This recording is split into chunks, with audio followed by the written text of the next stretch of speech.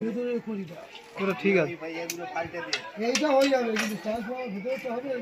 আরে সব হয়ে যাবে, ট্রান্সফর্মার ভিতরে ট্রান্সফর্মার ভিতরে যাবে। রেঞ্জ ধরে দেখ এই না হয় তাহলে কেটে বার করতে হবে।